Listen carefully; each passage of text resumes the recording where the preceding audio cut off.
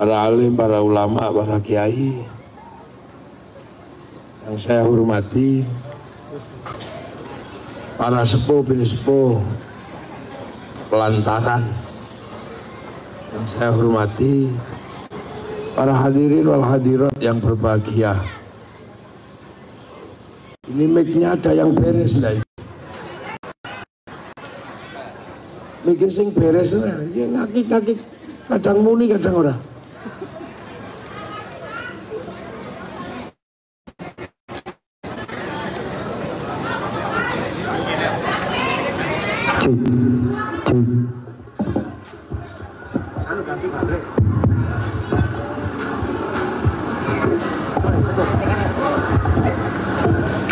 Nah ini kan enak.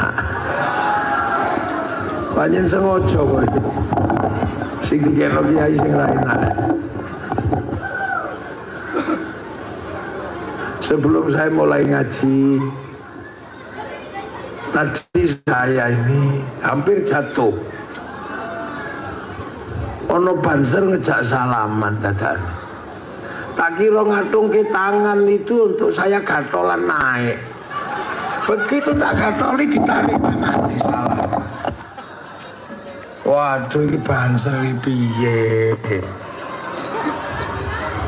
Lah hampir jatuh saya itu lah salaman kita, tapi ke tangannya gini itu untuk saya pegangan. Nggak tahu nih salaman baru ditarik. Lu aku yang main jelukut.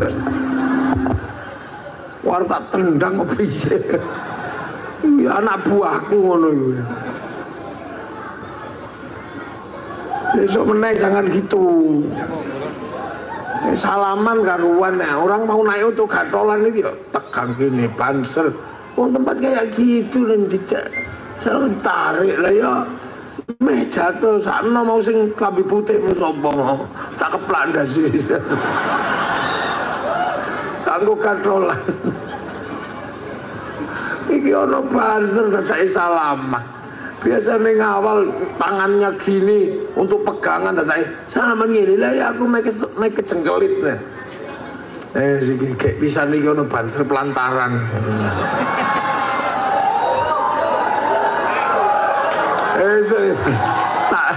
Tak diklat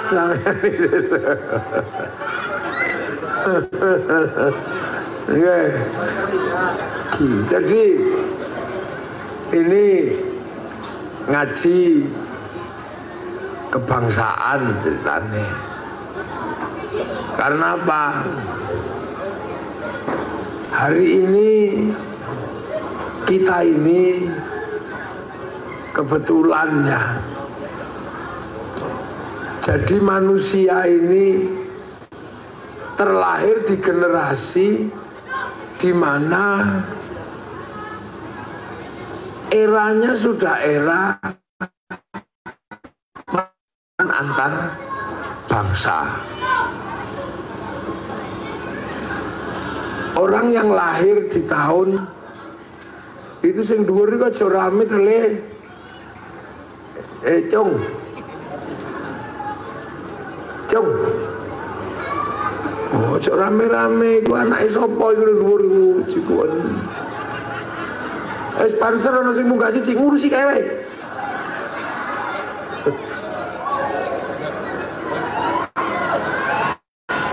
Wis ngono, sponsor ngurusi dhuwur kana, sapa?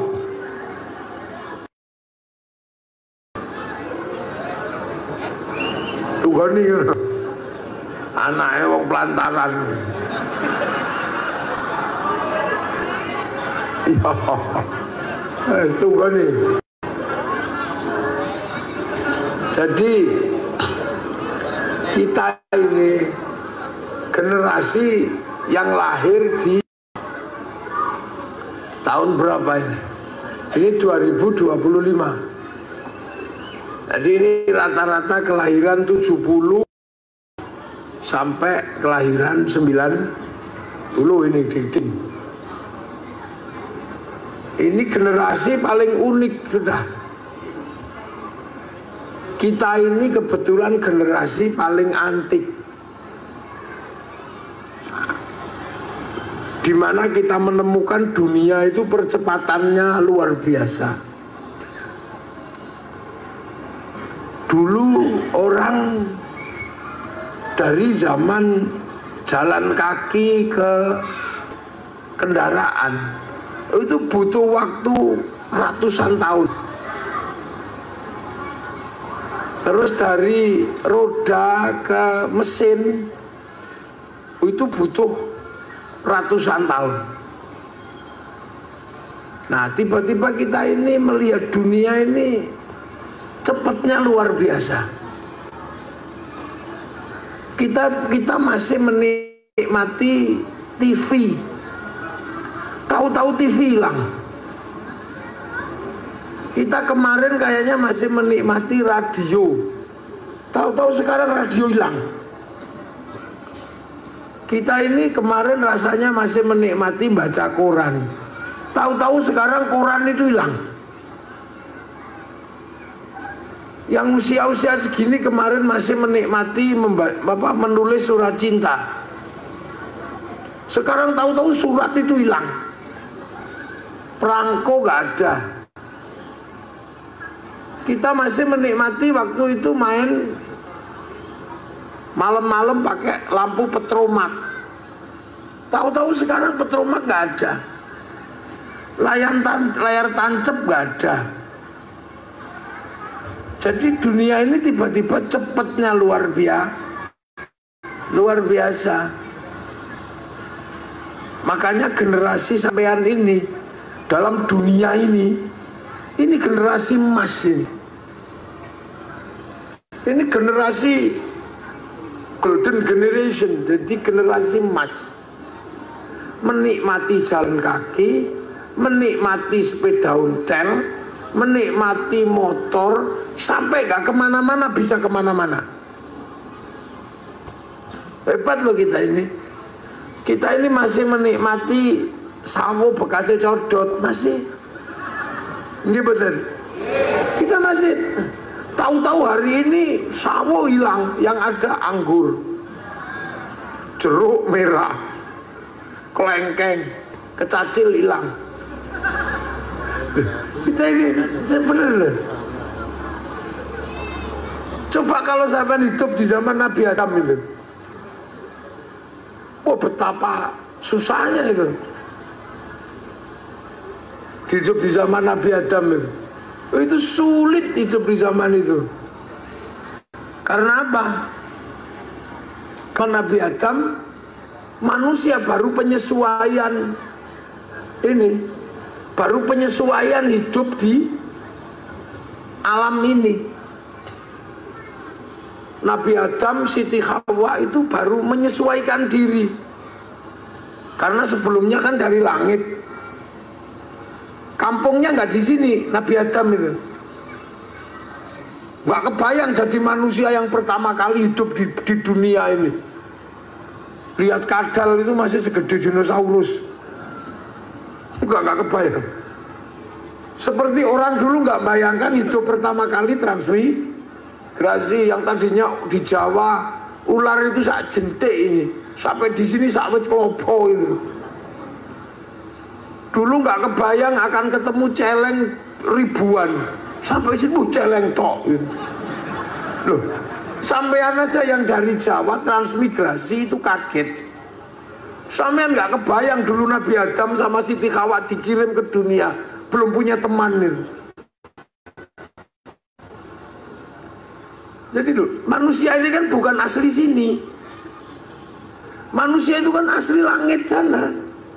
Makanya manusia pertama itu tetangganya bukan RT RW. Tetangga manusia pertama itu iblis, itu tetangganya. Malaikat itu tetangganya. Masih di sana, masih diawasi langsung sama Allah. Oh itu tuh, Adam, iblis, malaikat itu di sana. Itu masih di sana. Jadi makanya Nabi Adam itu hidupnya enak sebelumnya. Nabi Adam waktu di akhirat sana enak, paling enak itu. Mau makan tinggal bayangkan sudah datang nasi mateng. Pengen perempuan bayang netok wis teko ora nganggo klambi. Loh di sana itu begitu, di kampung asli itu begitu. Nggak ada orang pacaran terus nyambut gawe, nantem sawit, nggak ada. Nyantai, bayang tok es degan teko. Ngene. Wis kaya ngene iki. Bayangno larutan penyegar cling teko. Bener itu jadi akhirat itu begitu aslinya. Nah, terus kan diturunkan ke sini. Nabi Adam itu turunkan ke sini, ke kampung baru, ke kampung dunia. Itu nggak kebayang betapa sulitnya waktu itu. Yang tadinya nggak pernah kerja, tahu-tahu harus kerja, harus cari makan sendiri. Padahal Nabi Adam itu tingginya 60 dhira'. Sak dhira' itu segini. Makanya Nabi Adam itu kira-kira 50 meter. Banser kalah gede itu. 50 meter Nabi Adam itu. Sampai bayangno wong 50 meter di awal hidupnya itu. Terus sekali mangan ini pirang kintal gitu. Loh, makanya sampai bisa bayangkan Nabi Adam itu turunnya kan di Mekah sana. Hidup bareng Siti Hawa. Sampai makamnya Siti Hawa ada di Jeddah. Maka disebut Jeddah karena kampung nenek. Jeddah itu kan nenek Mbah Putri. Makanya tempatnya Siti Hawa namanya kampungnya Jeddah, kampung Mbah Putri. Jadi Nabi Adam itu hidup di sana beranak pinak. Loh, sampean bayangkan kalau orang satu makannya sekintal. Makanya Mekah itu jadi gurun gitu. Jadi gurun pasir karena habis makanannya. Lu kan sama dengan di sini, waktu sampean datang hutannya kan masih lebat. Begitu semakin banyak orang gundul kan. Lantaran waktu pertama kali datang 80-an mungkin pohonnya masih banyak. Hidup gak usah nyari buah, tinggal ke hutan kemana gitu. Zaman segitu. Nah sekarang nyari-nyari kemana? Ayo, udah gak ada. Karena sudah beranak pinak, sudah mana itu. Nah Mekah dulu juga begitu, ada manusia tapi besar-besar, jadi makanannya habis, jadi gurun itu. Tuh, kok sone kadang sudah biarin aja, nggak usah diperbesar.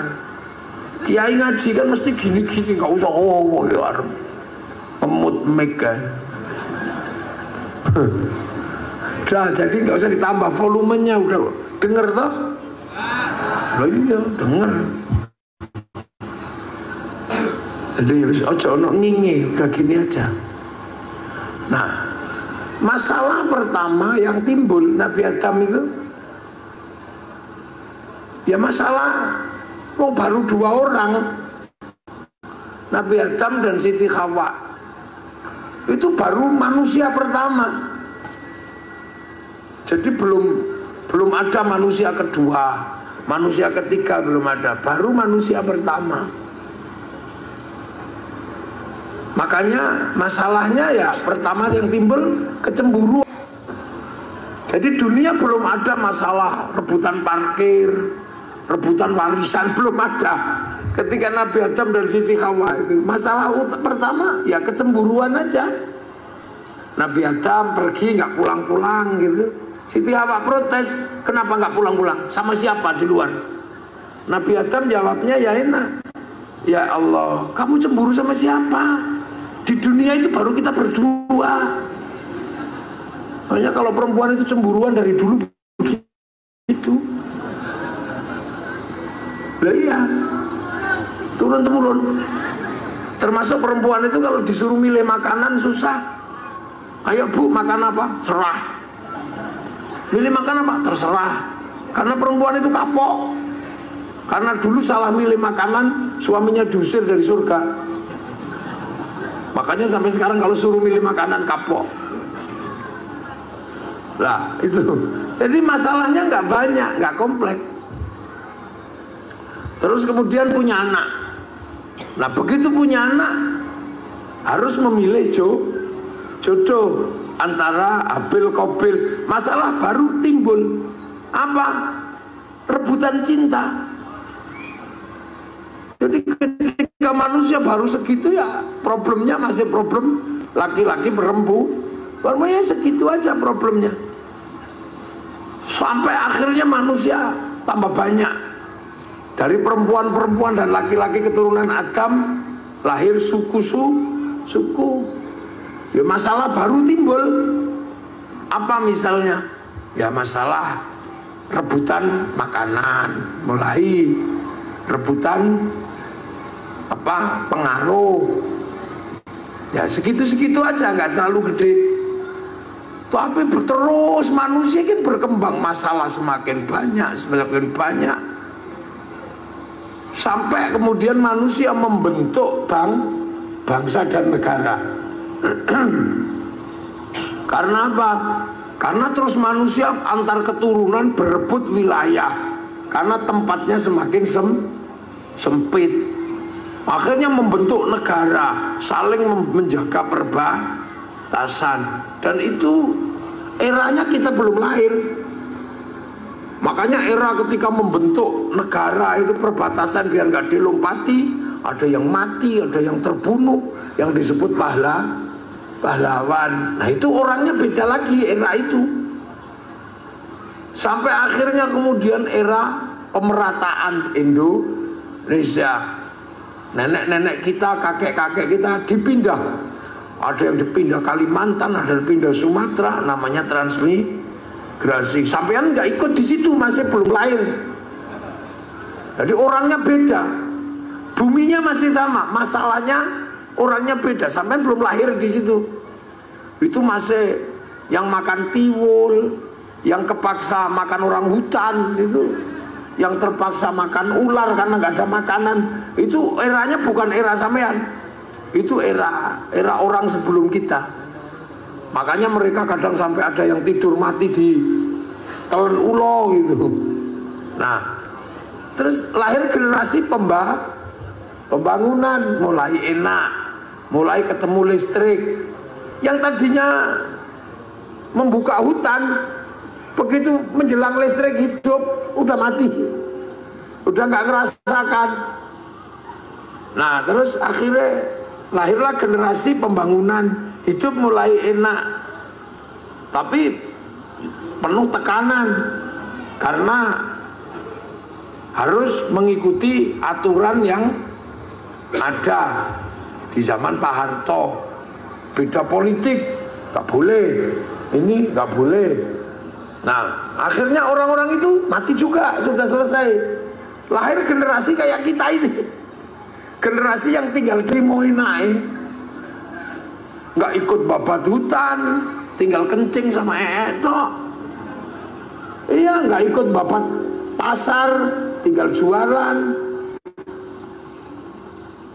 Sudah nggak ikut apa-apa, nggak ikut beli sawah, tinggal bikin rumah di situ. Nggak ikut mendirikan sekolahan, tinggal jadi pengurus. Ini terus begitu generasi itu.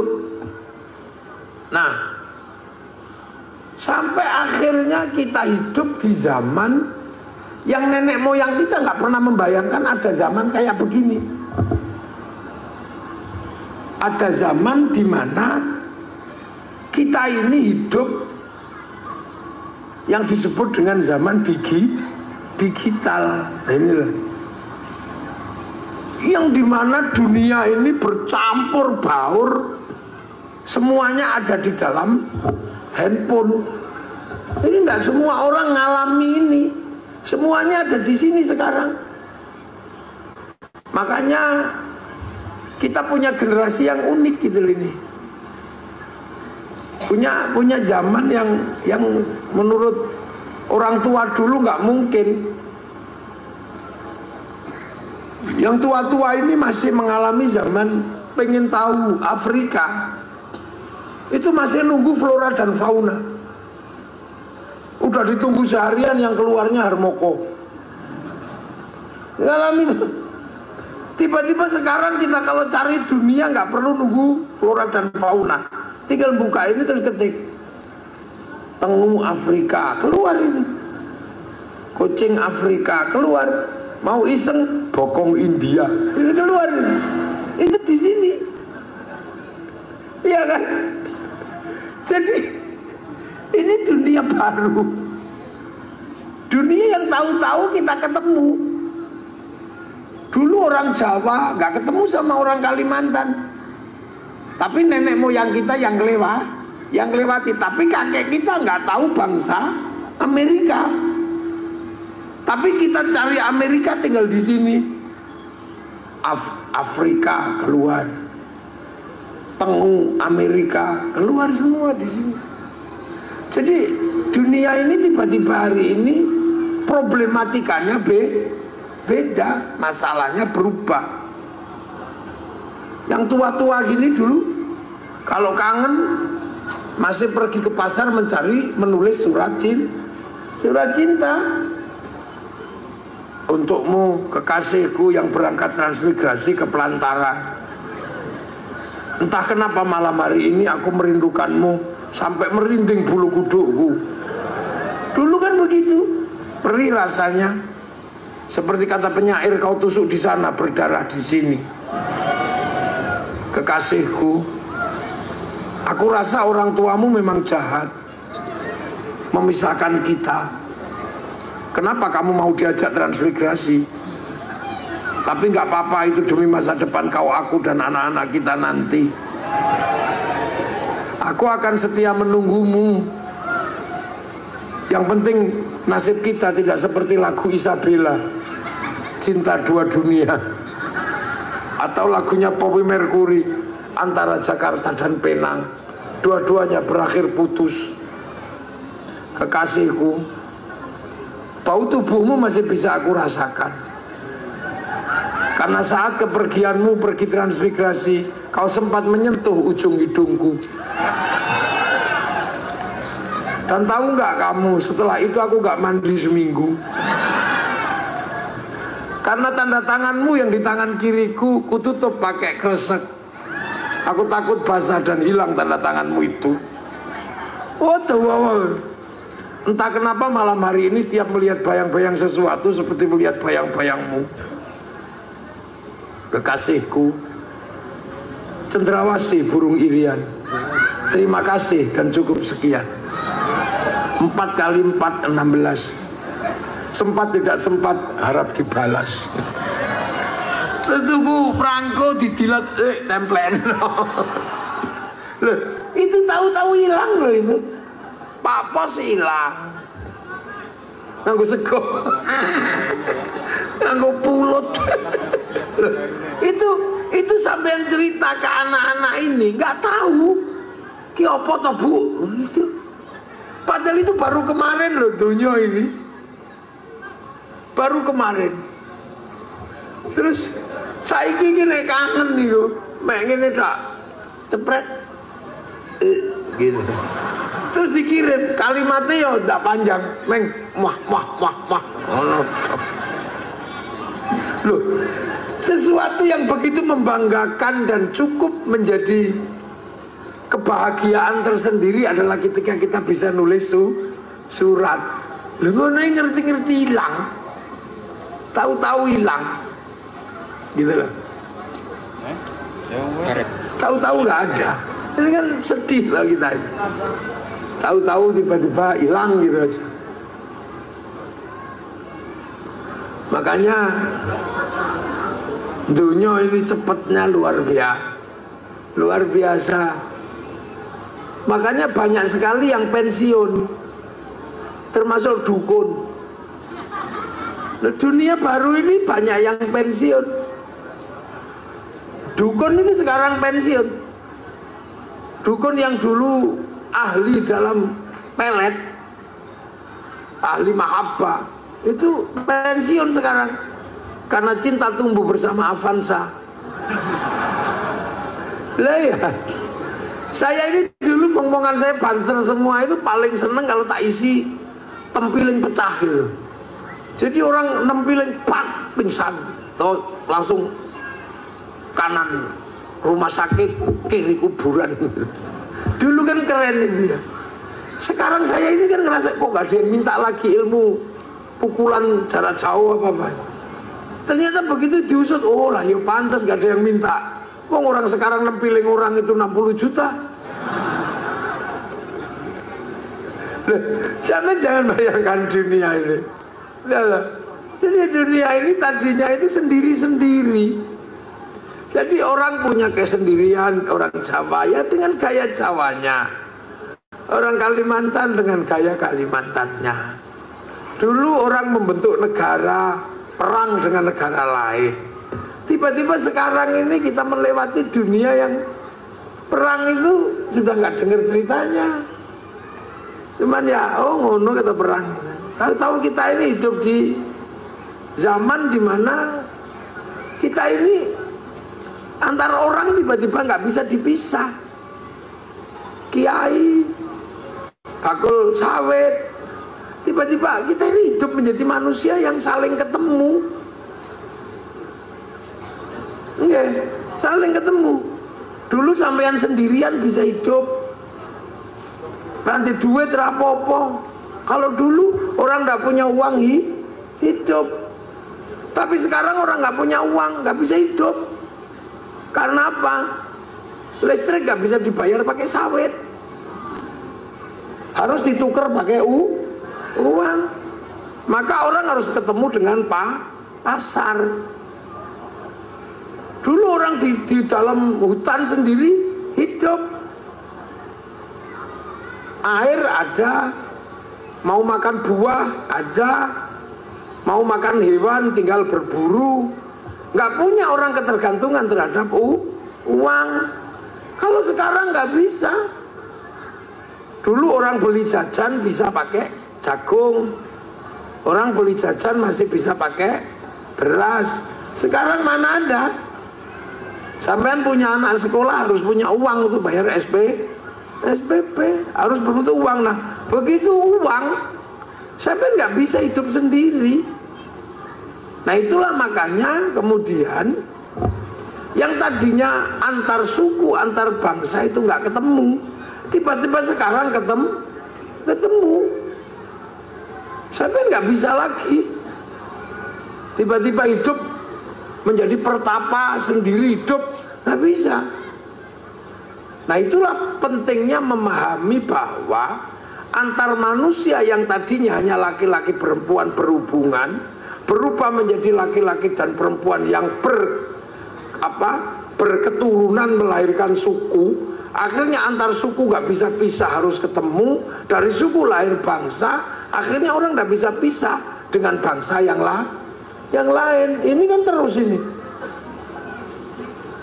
Sekarang orang sudah nggak bisa pisah, makanya muncul istilah ngaji kebangsaan. Karena sekarang orang sudah nggak bisa hidup sendiri. Manusia duduk begini ketemu hubungan antar bangsa.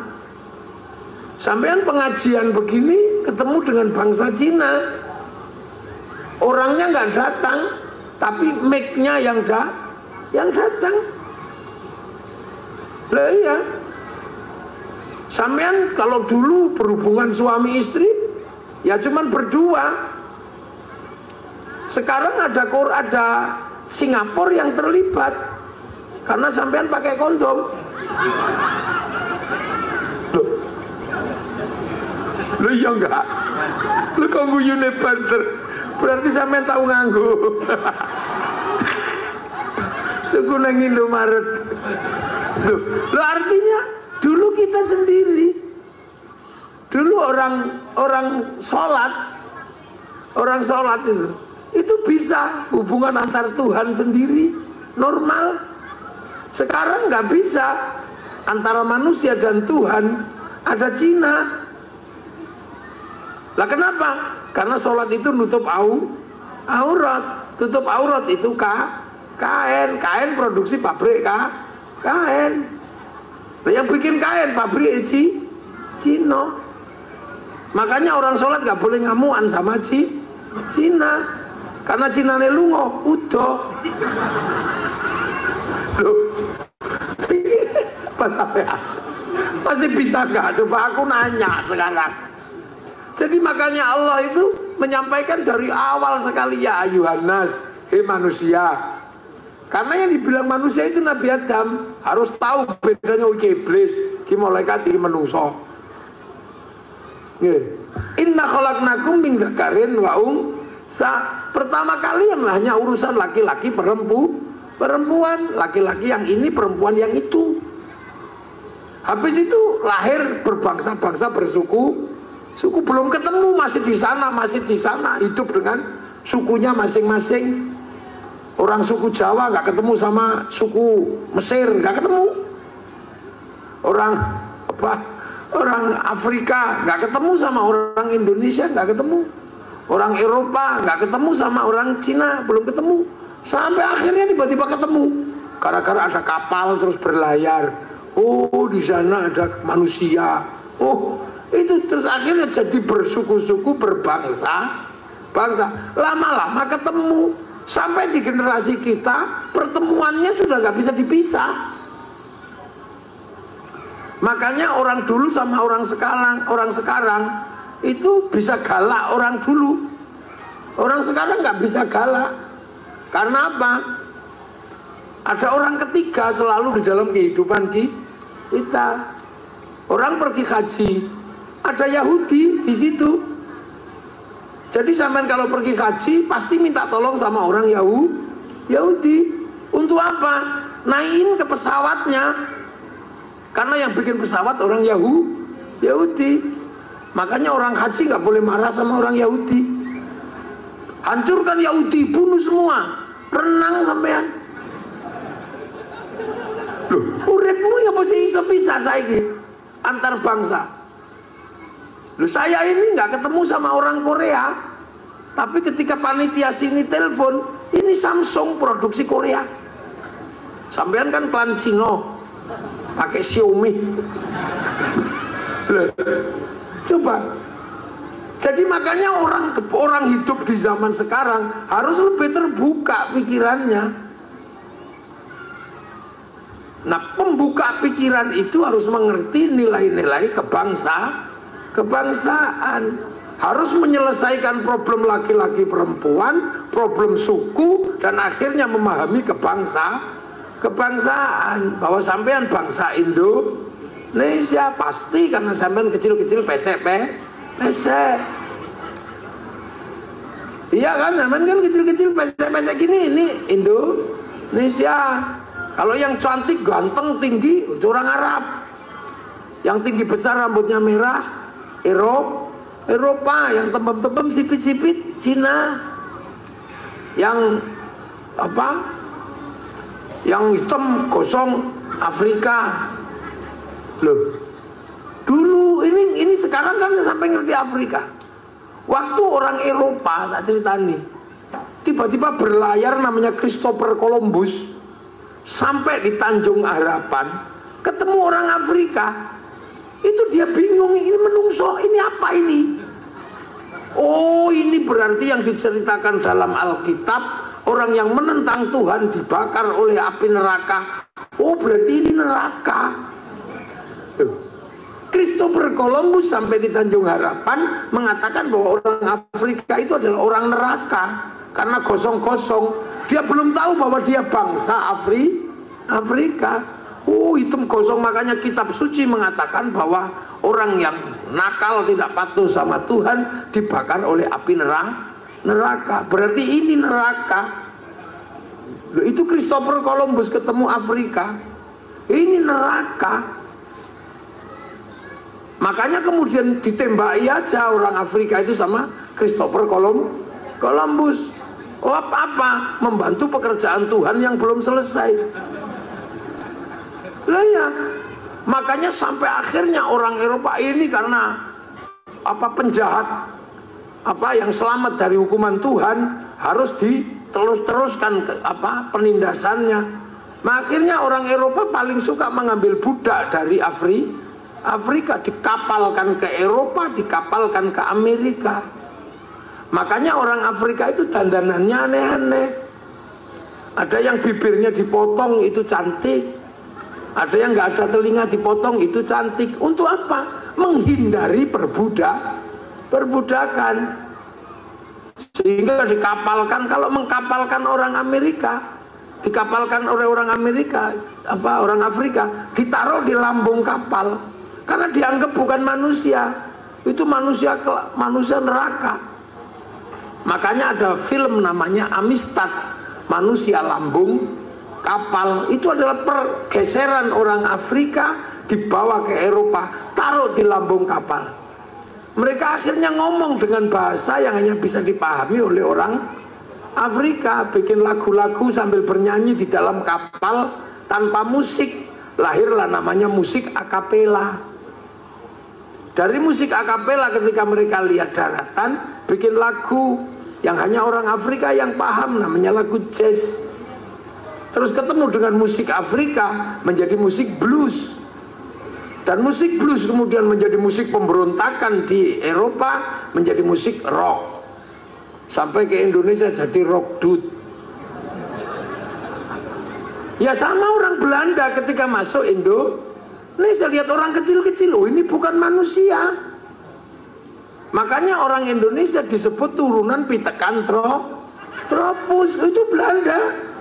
Karena menganggap bahwa kalian ini bukan manusia. Bahwa turunan Pithecanthropus itu berarti turunan munyo. Makanya orang Belanda kalau manggil orang Jawa kowe. Kowe itu turunan munyo, masih kecil belum gede.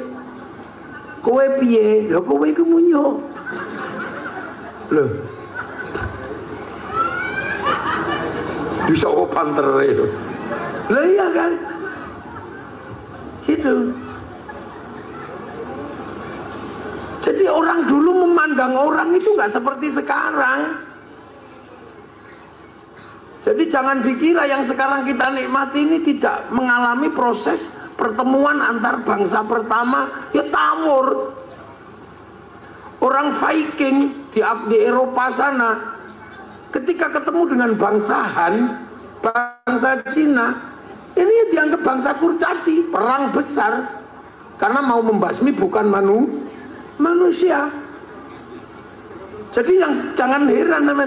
Jadi dulu itu ketika Allah menyebut waja'alnakum syu'uban wa qabaila lita'arafu, agar kamu antar bangsa saling pengertian, itu lama sebelum bangsa ketemu. Firaun ketika lihat orang Afrika ya dibantai gitu aja, dianggap bukan manusia. Raffles ketika masuk ke Kalimantan Barat, lihat orang Dayak, dikira bukan manusia, ya dibantai. Sampai akhirnya di Afrika Selatan, orang Spanyol ketemu orang Afrika Selatan, dianggap bukan manusia, dibantai. Maka ada perlawanan Nelson Mandela agar dia punya kedudukan sederajat walaupun kulit hitam, tetap manusia. Jadi sampean saling menghargai antar manusia itu belum lama. Di saat bangsa masih bangsa lain belum bisa menghargai orang, kita di Nusantara sudah maju, sudah mengetahui Bhinneka Tunggal Ika. Jadi bangsa kita ini menghargai orang udah cukup lama. Zaman Rasul orang masih diperbudak, masih diperjualbelikan, persis koyok kambing. Iya. Jadi zaman itu orang masih diperjualbelikan di pasar gitu, kayak pasar wedhus. Dimana kalau yang perempuan bisa dipakai kapan saja tanpa harus ada ikatan perkawinan. Lu kan belum lama toh perempuan merdeka di Arab itu. Tadinya sampean itu ya kalau perang kalah ya direbut, ya dipakai bareng-bareng. Yang laki-laki kalau habis direbut ya disuruh menjadi pejantan. Loh, masih begitu, itu belum lama, Pas. Jadi kehidupan seperti kita kayak gini ini belum lama. 45 itu baru berhenti. Bahkan 48 Belanda datang, bunuh orang nggak ada hukum. Ketemu sampean gitu tembak dor gitu nggak ada masalah. Jadi manusia tertib seperti ini belum lama. Di Filistin aja belum selesai sampai hari ini. Di Filistin itu, kalau bukan orang Israel, ketemu tembak gitu aja. Yang di sini nempiling orang sudah 60 juta. Yang di sana belum dihargai orang itu. Begitu kalah tembak ya tembak gitu aja. Begitu orang sembahyang kalau lagi ngumpul ya nggak peduli, dibom gitu aja. Di Afghanistan sampai sekarang antar suku belum bisa ketemu, padahal cuma 7 suku besar. Beda suku pergi ke pasar beli kok didemek-demek toh nggak dibayar, bacok gitu aja. Loh, jadi sampean jadi hidup kayak begini itu jangan mbok bayangkan sandonya wis koyo sampean kabeh ini, belum. Di Afrika, di Gabon ya, di Gabon itu nanam sawit. Kalau yang nanam itu suku kecil, suku besar yang datang ya diunduh, dibawa pergi gitu aja. Di Padang Kalahari orang menggembalakan sapi, begitu ada suku besar kok pengen ngerebut sapi itu ya digiring dibawa pulang, yang punya dibedel gitu aja. Duh, itu hari ini masih begitu. Jangan sampean kira di Suriah itu orang bawa minyak kok sampean kepengen cegat tengah jalan, tembak aja yang punya. Loh, jadi sampean jangan bayangkan hidup kayak begini itu semua orang menikmatinya. Enggak. Jadi jangan dikira hidup kayak gini ini nggak punya korban. Korbannya banyak dulu.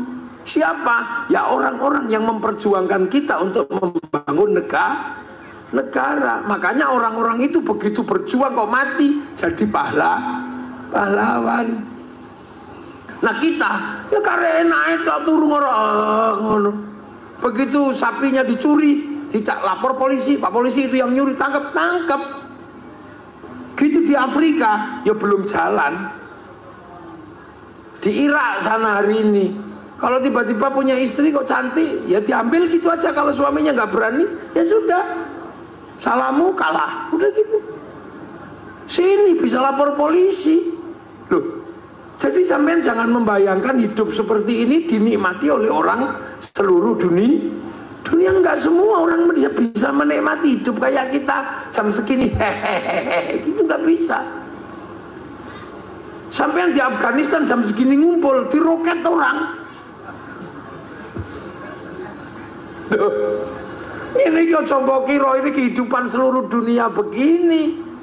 Malaysia pengajian jam segini nggak boleh, jam 10 sudah harus berhenti semua kegiatan masyarakat. Neng kene saya seneng mau pemene wayangan sampai sore sampai dalane pingsan ora apa-apa. Kita ini hidup itu enak banget sih gitu. Ya. Gitu. Di Australia saya bergurau dengan teman di sebuah kamar, tiba-tiba polisi datang. Karena di atas jam 9 suara tetangga nggak boleh masuk ke tetangga yang lain. Gitu terus. Wah, kakak polisi datang. Dilaporkan bahwa suara saya menembus temboknya. Kacau tuh. Neng kene sampai udelmu copot dulu. Jadi jangan dikira sampean di Amerika punya suami istri, punya anak menikah ya, terus tiba-tiba sampean datang ke rumahnya, cucunya dibawa pergi, nggak lapor, sampean di penjara. Yang melaporkan siapa? Menantumu. Gua pikir terus pakai motor, nggak pakai helm. Begitu perpanjangan surat, sampai harus bayar. Sini. Polisinya ya wes arep ning kebun. Itu. Sampean di Malaysia atau di beberapa negara Eropa beli motor itu nggak boleh cash karena seluruh keuangan terintegrasi dengan keuangan negara. Sampeyan ning kene lho tuku motor nggawa duit 1 juta, ora ono sing takok. Dealer juga nggak tanya, kok beli motor Pak? Nggak ono sing takok, ya udah bayar. Duit teko ndi? boleh berondolan. Udah. Loh, sama jangan membayangkan kenikmatan hidup itu milik semua orang. Saya ini tukang keliling dunia. Mana negara yang belum tak jelajahi? Tempat terdingin dunia wis tahu tak parani, namanya Yakutsk. Iku kota yang dinginnya minus 70 derajat. Listrik mati, mudar wonge. Kedinginan. Makanya orang-orang Eropa kalau musim dingin rebutan minyak, rebutan batu bara. Untuk apa? Biar listriknya tidak mati. Karena kalau listriknya mati, orangnya kedinginan. Musim panas listriknya dinginnya mati, kepanasan. Nah kita hidup kiki. Dingin juga enggak, panas juga enggak perlu AC, cukup sarung. Nah kepanasan kebut-kebut sarung, kademen kemulan sarung. Enak. Hidup kita ini, ya Allah. Orang Cina dihantui kelaparan karena kasih makan hampir 2 miliar orang. Makanya kalau makan nggak boleh boros. Gandum dibikin mie panjang, terus pakai sumpit biar awet. Kalau kayak sama dicawok gini, yuntai makanannya. Tuh. Jadi jangan sampean kira hidup di Eropa, di Cina itu nyaman. Nggak nyaman.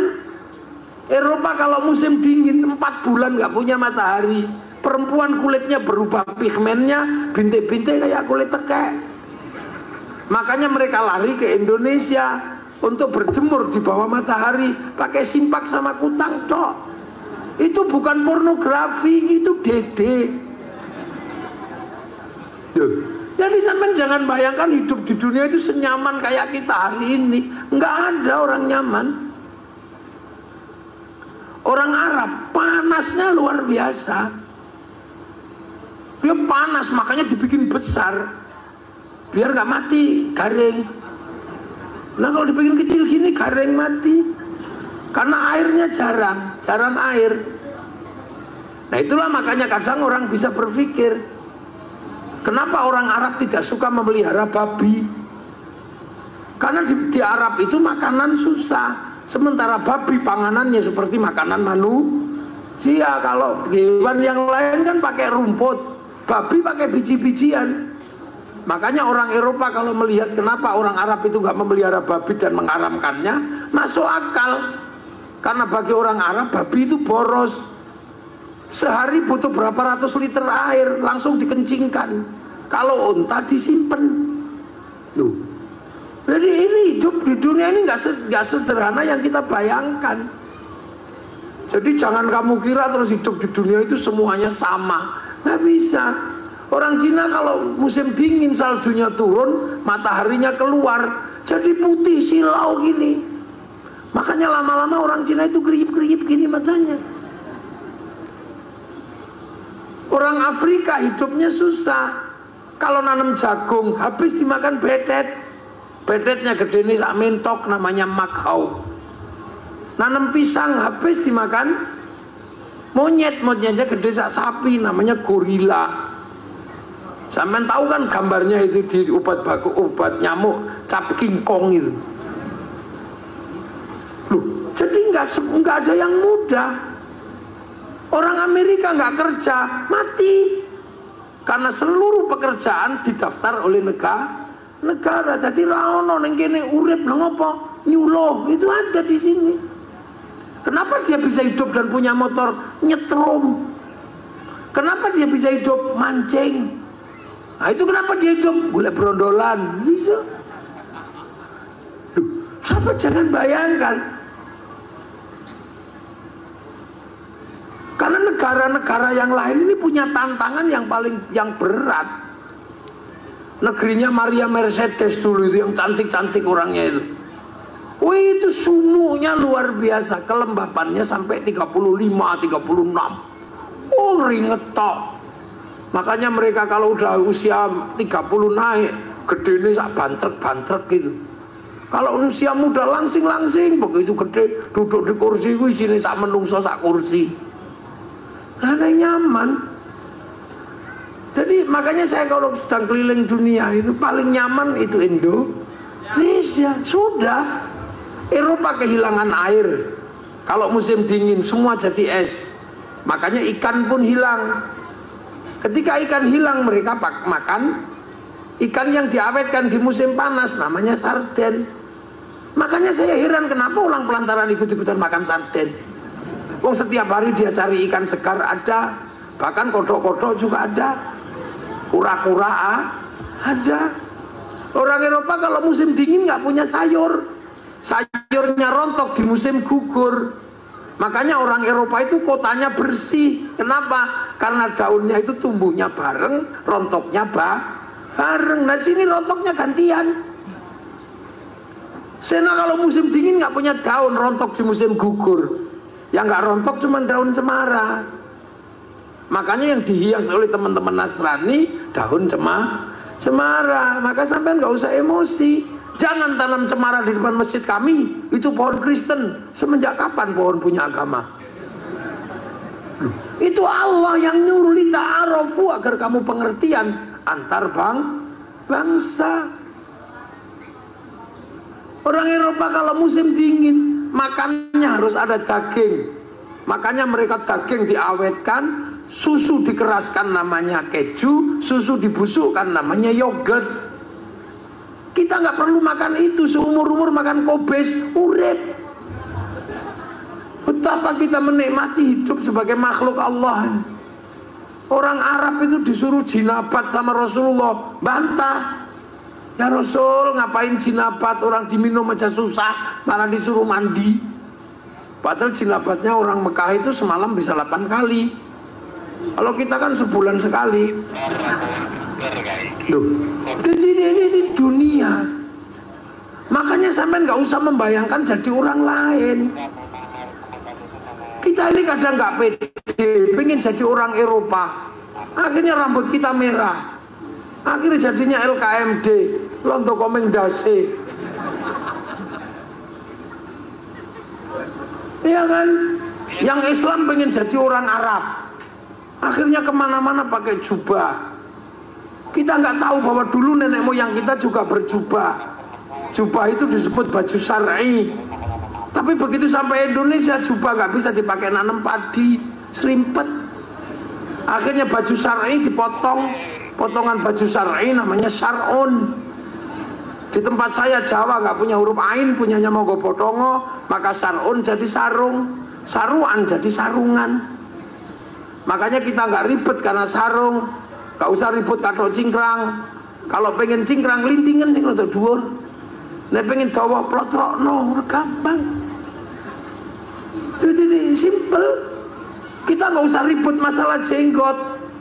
Ras Indonesia bukan ras Semit tapi ras Mongoloid. Ras Mongoloid tidak ditakdirkan punya jenggot lebet seperti ras Semit.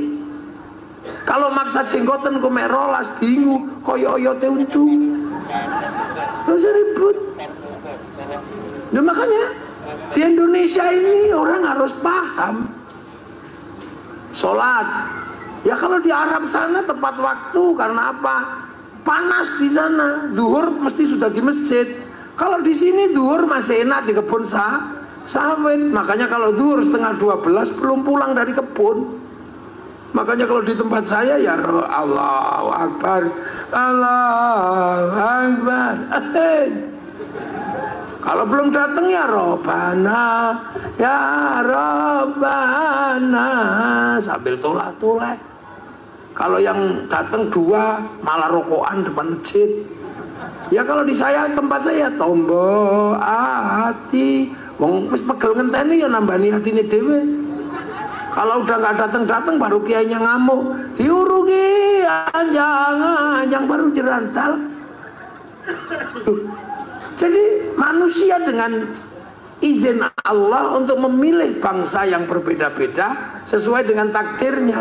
Nggak ada orang milih jadi laki-laki, nggak ada orang milih jadi suku Jawa, nggak ada orang milih jadi orang Eropa, nggak ada orang milih. Allah yang tentukan. Makanya kita cuma disuruh yang pengertian lah. Orang Cina makan kambing ya nggak cukup. Kambing itu pentilnya 2, anaknya 1. Maka orang Cina lebih suka makan babi, pentilnya 12, anaknya 20. Awet. Jadi kadang kita ini nggak ngerasa bahwa Allah menempatkan kita di Indonesia adalah anugerah yang luar biasa yang diberikan Allah kepada kita yang kecil-kecil pesek. Saya nggak pernah ingin jadi orang lain, jadi Indonesia. Tapi kadang kita nggak pede. Jambu gede dikit, jambu Bangkok. Ayam gede dikit, ayam Bangkok. Nangka gede dikit, nangka Belanda. Yang asli di tempat saya tinggal gula Jawa. Ya kan cuman itu. Duh. Rotan Kalimantan karena kecil-kecil. Ya, rotan gede, rotan Hongkong. Hongkong dari mana? Duh. Jadi kita hari ini sudah nggak bisa lagi seperti dulu. Kalau dulu enak sampean orang-orang kita zaman kerajaan, cuman hidup di Kalimantan bisa hidup.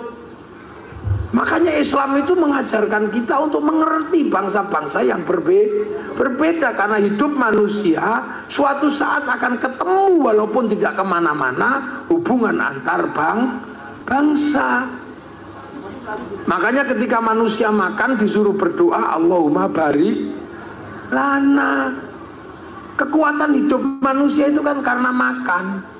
Tapi pelajaran makan itu Allahumma barik lana. Kenapa bukan barikli? Ayo, sereten-sereten sendiri. Kenapa pakai kami? Karena begitu sampean makan seluruh dunia terlibat. Sampean makan nasi. Begitu sampean makan nasi, dunia terlibat. Ada yang menyiapkan pabrik piring. Kita nggak tahu dia kafir apa muslim apa beragama apa tidak. Yang penting piringnya datang. Begitu sampean makan nasi, sampean harus tahu nasi itu padi. Padi itu ditanam di sawah. Sawah kalau nggak diatur negara, bunuh-bunuhan antar pemilik sawah. Dia melibatkan negara dan agraria, termasuk BPN, Badan Pertanahan Nasional. Begitu jadi nasi, sampean pasti tahu ada pupuknya itu dulu padi. Pupuk itu melibatkan pabrik.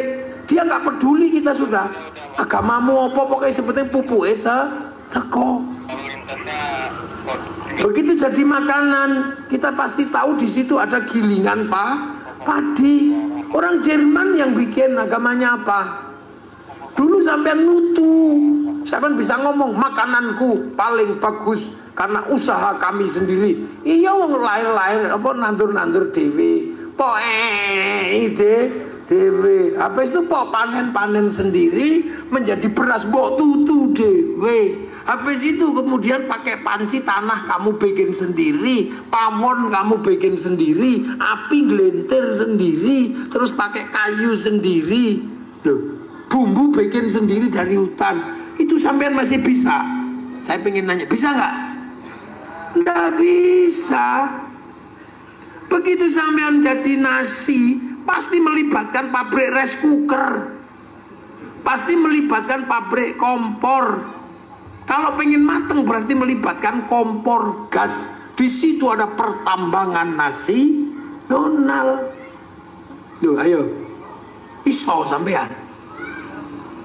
Begitu dimakan, sampean pasti tahu di situ ada bumbu. Ada yang bikin orang Jepang namanya Masako. Ada yang bikin nanem bawang putih orang Cina, yang nanem bawang merah orang Brebes. Begitu sampean ulek ada bikin apa? Bikin cowek, terus dikasih garam. Orang Kalbar apa punya garam? Orang Kalteng ini, Kalteng ya dia. Punya nggak punya, yang punya orang Madura sana, orang Jepara. Bikin garam di tambaknya masing-masing. Sampean ngerti waktu bikin garam nggak nguyuh di tambaknya? Nggak tahu sudah. Makanya kita kadang curiga. Jangan-jangan orang bikin uyah itu nguyuh. Maka yang satu kita kasih nama Uyah, satu kita kasih nama Uyo. Ayo coba. Begitu sampean selesai makan, amit saya mau ngambil anggur merah. Ini bukan tanaman Indonesia. Ini kalau nggak Cina, New Zealand, Australia atau Amerika.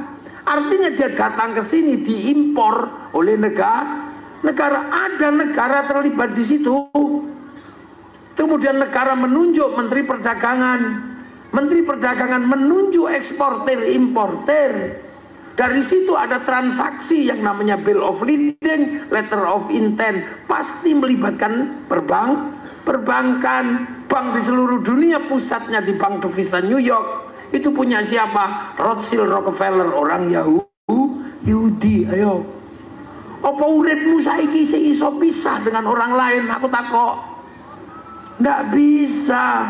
Saya ngaji di sini suguhane larutan penyegar cap kaki 3. Kainane pabrik. Tapi saya agak jengkel karena di suku larutan itu. Ini minuman suudon. Rumah sana kiai ki panas dalam apa piye? Yo kan? Ayo gini. Tak kayak gila. Ini ya, answer. Ya, ini. Oh, pengawalku kudu tak kayak. Sing sijinya. Ini minuman suudon dua-duanya ini. Udah bisa ditekan. Tekan ini saya juga nggak tahu sing menek iki sopo. Nggak tahu saya. Ya kan, terus dipacai pasti melibatkan arit. Kalau arit dipacai pasti melibatkan per mobil untuk bikin arit buatan Jepang. Arep tak ombe ora pantes kayak sedotan. Ini Cina yang bikin. Ayo. Jadi Cina diem-diem ikut di sedotan di pengajian. Terus aku di suku Aqua. Ini PT Danone punya orang Prancis. Ayo. Apa sekarang orang masih bisa hidup sendiri dan mandiri? Nggak bisa. Wis kan delok aku. Ini yang disebut bahwa masa depan adalah pertemuan manusia dengan bangsa yang berbeda. Wong wedok saiki ayu-ayu, cantik-cantik mencinar dari sini. Wah. Kenapa? Itu karena pakai skincare. Iya, yang bikin Prancis. Kalau bedak lantaran bubar. Kok beras dideplok ya blonteng kabeh lu kan. Nggak bisa. Ayo. Makanya Islam sudah mengajarkan dari awal akan ada pertemuan antar bangsa, dan itu kita harus mengerti. Maka jadi kiai jangan sok-sokan sekarang dikit-dikit kafir, musyrik. Iki karepmu piye? Itulah makanya orang NU nggak dikit kafir-kafir, nggak dikit-dikit musyrik, karena kiainya punya umat. Umatnya terlibat dalam urusan berbangsa yang berbeda. Yang suka kafir-kafir itu kan kiai freelance, ustadz freelance yang nggak punya umat, yang umatnya subscribe itu. Lu tepuk sing banter, gak usah sukan-sukan. Ini makanya kiai-kiai itu tenang. Nah, itu sudah diajarkan dari awal oleh Islam bahwa ada fase manusia. Ada fase waktu laki-laki dan perempuan baru ketemu, ada suku-suku baru ketemu, sampai akhirnya bangsa-bangsa ketemu. Apa perintah Tuhan? Lita'arofu, agar kamu saling pengertian, cuman gitu dok. Makanya agama pun tidak kaku. Rasulullah ketika mengajarkan beragama, Rasulullah cuma mengatakan mayyuridillahu bihi khairan yufaqihu fiddin. Siapa yang dikehendaki menjadi baik oleh Allah dikasih ngerti urusan agama. Khaironnya di situ nakiro. Khairon itu kalau nakiroh maknanya khairon kamilan, kebaikan yang sempurna. Nah, baik sempurna itu bukan milik manusia, itu milik Allah. Maka kalau ada manusia baik pasti bersama yang lain. Makanya orang baik tidak boleh mengaku paling baik. Contoh, kita kasih contoh yang di depan matamu itu. Ini pengajian ya. Ini baik apa enggak? Wes, udah ini, nah stop. Pengajian ini baik. Saya tanya terus, kalau di persentase di pengajian yang baik ini siapa yang paling baik? Ini. Ya ini orang pasti kiainya dong. Orang baik. Minumannya aja dibagi-bagi. Lo diminum, kalau dibagi minum, ojo disimpan. Lo itu. Kalau pengajian ini baik, yang paling baik pasti Kiai disambut mobilnya aja sampai sini. Nah orang kiai apa oleh mobil itu kan gini. Dikawal banser, kiai ini ya dikawal sampai banser ya. Saya ini punya pasukan soalnya, dan ini lebih galak daripada yang lain. TNI kalah bintang sama ini. TNI paling besar bintang 5, ini bintang 9. Iya, makanya kadang ya suka-suka aja dia. Kalau kerajaan nih gini-gini ya seneng-seneng aja, bintangnya 9. Wow, ini makanya kalau hormat ya gini juga boleh. Kadang nggak pakai sepatu boleh, mau bintang 9 bebas. Pokoknya kalau kiai kena masalah tendang gitu aja. Iya, makanya banser itu nggak perlu banyak dongeng. Ada kiainya diganggu satu itu aja. Kalau keliru urusan ansor, mana ketua ansornya? Aku ansor ini. Jadi kalau pengajian ini baik, maka yang terbaik itu siapa? Saya. Terus gak usah bantah sampean.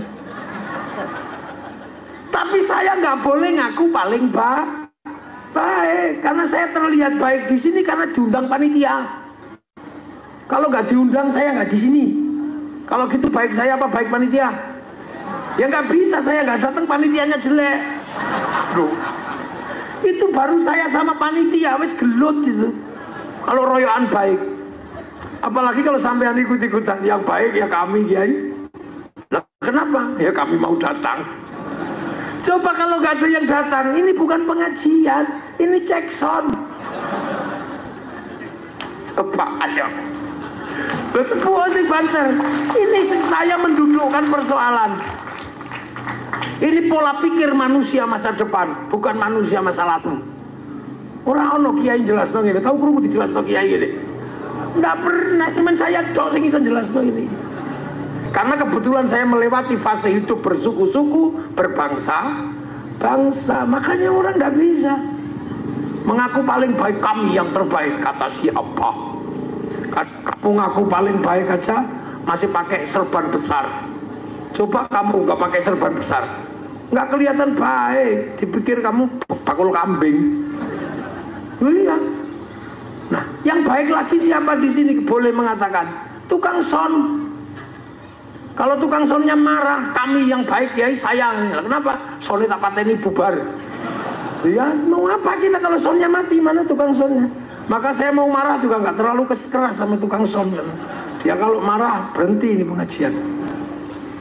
Ya, lah kata tukang yang masang tenda, saya kiai yang terbaik mau pasang tenda. Lah kok bisa? Anak kalau gerimis rata pasangi tenda bubar. Padahal biasanya yang pasang tenda itu juga sholatnya nggak terlalu rajin.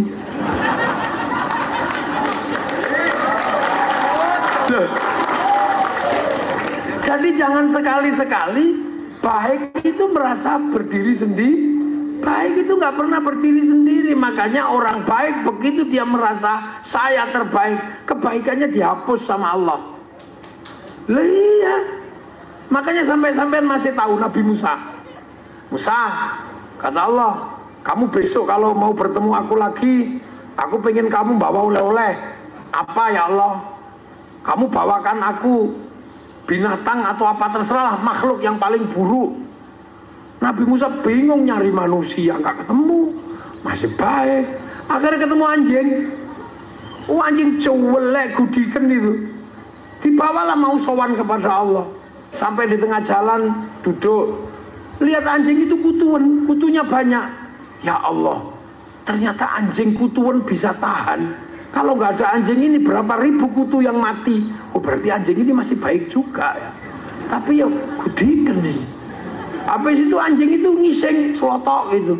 Kumbang-kumbang di gurun pasir semua berebut kotoran anjing. Lu berarti anjing ini ya masih ada manfaatnya. Wah nggak jadi dibuang. Akhirnya sowan Nabi Musa kalimullah ini. Ya Allah, assalamualaikum, salam. Ada apa? Sudah mana bawaanmu? Gak dapet ya Allah, karena tadi rencananya mau bawa anjing ternyata masih ada manfaatnya. Ya sudah, coba kamu kalau tadi bawa anjing tak hapus namamu dari daftar nabi-nabiku gitu. Sekarang mana ada ya. Makanya di zaman seperti ini orang gak boleh mengaku saya yang terbaik. Gombal. Ya bisa, kalau dulu bisa, sekarang jangan begitu. Nggak boleh, karena dunia begitu berbangsa ketemu udah nggak bisa. Loh, makanya hidup ini harus ketemu dengan yang lain, nggak bisa. Kata tukang syuting saya yang baik ya, kalau nggak tak syuting besok nggak ada dokumennya. Nggak ada, semua punya haknya masing-masing untuk mengatakan yang terbaik. Ibu-ibu ini kadang aku yang paling cantik, hidungku paling mancung. Kalau kamu nggak ada orang pesek, nggak disebut mancung. Suami, akulah yang paling baik dalam keluarga. Nek kelambimu ndak dicuci sama istrimu, kudiken. Loh, mana ada? Aku nggak butuh laki-laki. Kamu nggak ada laki-laki, nggak bisa beranak. Yang perempuan laki-laki, wah perempuan ini nggak butuh cari sopo. Kamu ditinggal perempuan, tariin dia, nangis. Nggak ada orang. Iya, aku nggak suka istriku cerewet. Aku nggak butuh dia. Mungkin kamu nggak butuh bibirnya karena cerewet, tapi kan sampean butuh bokongnya. Ayo loh, bikin dunia. Makanya orang harus terbuka pikirannya. Kamu mencintai anakmu, kamu nggak boleh lupa anak itu lahir dari istri. No. Istri juga nggak boleh terlalu cerewet sama suami kalau ngerokok dan ngopi. Karena kalau suami nggak ngerokok, nggak ngopi, ngantuk. Kalau ngantuk nggak kerja. Kalau nggak kerja nggak punya duit, itu terima aja. Gitu. Iya. Tapi sampean juga harus memenuhi seluruh kebutuhan perempuan, karena yang salah sampean. Dalam kehidupan semua adalah salah laki. Perempuan nggak pernah salah dalam hidupnya terhadap laki-laki. Tepuk sebentar. Iya. Kenapa perempuan nggak pernah salah dan yang salah selalu laki-laki? Karena yang menerima itu laki-laki. Dulu yang saya terima itu siapa? Perempuan apa laki-laki? Saya terima nikahnya. Yang diterima kan perempuan, yang sampai nerima. Lah sampai nerima saat cerewete, sak ngamu aneh. Lah iya kan. Perempuan itu kan makhluk paling unik. Lah ya, karo cecek wedi, karo coro takut dia. Karo tikus takut, tapi kalau lihat laki-laki ngamuk deh. Dia berani kalau sama laki-laki. Dengki betul. Coba, ono ulo cilik lain. Ono wong lanang apa?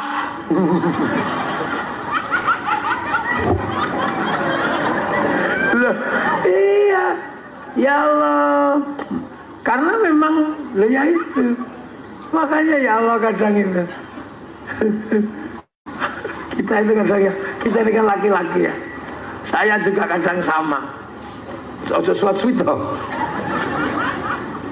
Saya juga sama kadang. Loh aku iki wong sak donya tak tuturi lho. Ngono ketekan ngomah aku ganti sing dituturi. Ganti saya yang dipidatoni. Dia coba. Kan sekti wong wedok itu. Saya ini saanane wong tak pidatoni. Sampai rumah itu saya dipidatoni. Jadi laki-laki itu begini loh, aku salah opo. Tapi itu juga nggak bisa terus berlagak saya lebih penting, saya yang lebih penting. Ya nggak bisa ternyata. Gitu loh. Orang mengaku lebih penting antara laki-laki dan perempuan, nggak bisa. Karena laki-laki dan perempuan saling membutuhkan. Jadi lucu kadang-kadang. Tengah wengi guling tok ya ora enak. Tapi dintuti nesu. Coba. Dintuti kono ngamuk. Wah, lho. Wong guling tok ya gak enak, dintuti ngamuk. Ora ono digoleki, ngorok titik ditapuk. Lha ya piye? Pokmu. Aja banter-banter. Lah memang orang ngorok bisa ngerem. Kan ya ndak bisa. Jadi tutupi batal, mekap-mekap ya Allah. Loh ya Allah. Loh jadi kadang ini, dunia ini memang gak bisa kalau tiba-tiba terus ini yang dominan, yang utama, ini yang utama, gak bisa. Imam masjid itu loh kurang baik apa? Tapi dia disebut imam karena ada makmum. Coba nih makmum melungo, dia ya rada di imam. Tapi kadang ngono imam ora ngerti makmume. Ngerti makmume kudu ngising imamine dak lama. Bismillahirrahmanirrahim. Sabbih isma rabbikal a'la alladzi khalaqa fasawwa. Ya Allah suwene. Aku kudu ngising. Ngono begitu makmume protes, kamu itu jadi makmum gak khusyuk. Ya khusyuk iku kulhu bang, kan. Kulhu aile ya itu. Jadi kita ini coba ono tetangga ribut kawinan pakai sound, kita marah. Ya Allah iku lho kok rampung-rampung kupinge gak wis bodol ta iku kan. Coba tapi begitu mati tanggane ra teko, pusing nanti tanggoku iki. Mosok arep kubur dhewe. Jadi dunia itu sekarang ini udah nggak seperti dulu. Makanya cakrawala berpikir ulang harus semakin luas. Sekarang orang sini nanam sawit. Sawit ini adalah komoditas dunia. Maka yang menanam bukan cuma orang Kalimantan. Ini untung loh Afrika belum panen dan beberapa negara di Amerika Selatan ini gagal panen sehingga sawit mahal. Nanti kalau sana panen jangan nyalakan bupati. Ini ditanam oleh orang seluruh dunia. Kopi ditanam sama orang Afrika Selatan termasuk orang Brazil. Makanya sekarang karena sana nggak panen karena tycoon badai, sininya mahal. Besok kalau sana panen raya, sini back gitu. Karet kenapa nggak bisa mahal? Karena sekarang produk-produk karet bisa diganti oleh minyak bumi. Iku sing duit-duit iku leren to, Mbak, Bu. Anake sapa to kuwi? Ya, cekelan anak iku. Nang switch lho. Kupingnya tekan kene ngiki iku. Ya, aku kudu tok geli karo suara niku niku. Aku kudu tok geli niku kupingku krik ngono niku. Kaya ana sing dikrik ngono niku. Lha jadi saiki donya ini sedang beradu. Dulu yang menguasai handphone orang Swedia, mereknya Nokia. Tahu-tahu Nokia diajar sama Amerika. Nokianya habis ganti BlackBerry. Begitu BlackBerry diwajar sama Samsung, Amerika kehilangan pasar BlackBerry, ganti orang Korea. Begitu Cina bikin Xiaomi, pasar Samsung habis. Dulu yang menguasai mobil di sini orang Jepang, Toyota. Sekarang digeser sama Wuling, Cina. Ayo.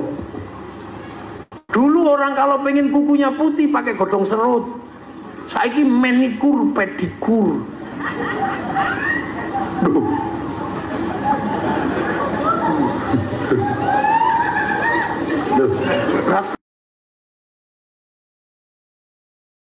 Kau jarene. Nek kamu pelataran ra ono ngene ya lho. Diceritani manikur, pedikur mur ketekuk. Ya Allah, guyune wong pelataran lho kok cek renyai ngene.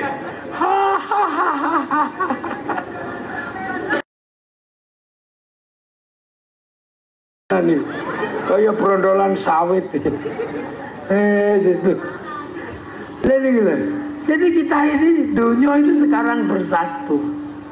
Bertemu kaset. Dulu betapa kita bangga punya kaset.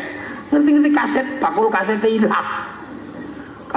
Terus lagi tambal apa? Patri, obat tinggi patri. Saya tukang patri hilang. Karena apa?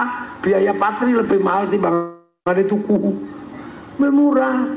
Biar sendal jepit sampai diobong nggih. Tempelnya meneh. Saya kira kondisi sandal luwih murah dibanding nambal kopong tangannya.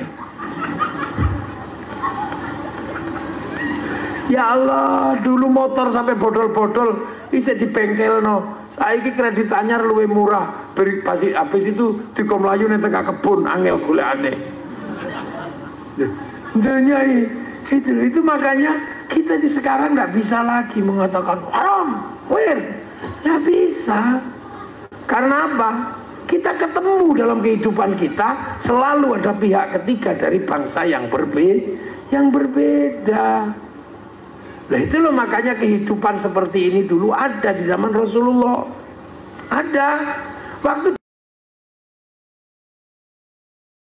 cuma orang dua suku, tiga suku, nggak ketemu dengan orang lain. Tapi begitu pindah Madinah itu kota ujung jalur sutra, jalur perdagangan terbesar dari Asia dan dari Eropa. Ketemunya di pasar Yasrib, pasar Madinah, mulai ketemu orang Yahudi, orang Nasrani, Banu Nadir, Banu Qunaiqa, Banu Nadir, ketemu orang Romawi, ketemu orang Yahudi, berubah. Para sahabat ditipu kalau ke pasar. Ditipu siapa? Nggak tahu ya Rasul, di pasar ada orang kalau barang jelek tapi bisa jual bagus, suka nipu. Rasul cuma bilang itu pasti orangnya sudah tua, tapi rambutnya masih hitam. Terus jenggotnya nggak ada. Iya ya Rasul, giginya masih utuh. Oh itu Yahudi. Karena orang Yahudi itu punya kebiasaan nyemir rambut, nyukur jenggot, dan memperbaiki gigi. Kenapa begitu? Karena orang Yahudi itu umatnya Nabi Musa. Nabi Musa itu mau dicabut nyawanya sama malaikat Israel. Malaikat Israel ditempiling, pak gitu. Lari, ya Allah itu siapa ya Allah? Mau tak cabut nyawanya kok aku ditempiling. Oh jangan macam-macam, itu Musa. Aku aja pernah dikomplain sama dia. Makanya kalau kamu sama dia yang sopan. Akhirnya malaikat Israel sopan. Ya Musa, apa? Mau tak tempiling lagi? Oh enggak. Nyawamu sudah expired. Udah waktunya tak cabut. Ngomong dong. Coba cabut. Udah ngomong. Gigimu sudah rontok. Rambutmu sudah putih. Jenggotmu sudah semrawut. Oh itu alamatnya ya? Ya sudah cabutlah. Begitu dicabut orang Yahudi tahu. Oh ternyata orang mau dicabut nyawanya karena giginya rontok, jenggotnya semrawut, rambutnya putih. Akhirnya orang Yahudi punya kebiasaan nyukur jenggot, memperbaiki gigi, nyemir rambut. Biar apa kalau malaikat datang? Oh belum waktunya. Lah ya itu kebiasaan orang Yahudi. Makanya ada cerita orang Yahudi itu kalau mati nanti bilang sama keluarganya, aku kalau mati nanti kamu cukur seluruh bulu tubuhku ya, kamu cabuti gigiku, tubuhku seluruhnya kamu gundul. Bener dicabuti giginya terus digundul sampai di kuburan. Malaikat Mungkar Nakir, oh bayi, karena bayi dibawa ke malaikat Ridwan. Ya Ridwan bayi agak besar, ini bukan bayi, ini digundul. Wah masa enggak? Malaikat Israel kan nggak ngerti apa. Mungkar Nakir kan nggak ngerti yang di atas tanah, taunya di bawah. Ini bayi, bukan, itu udah gede loh. Cuman dicukur, masa kok gak ada bulunya? Ya udahlah kita uji bayi apa tidak. Saya tahu caranya, kata malaikat Ridwan. Bidadari dipanggil, bidadari turun sini, nggak usah pakai baju.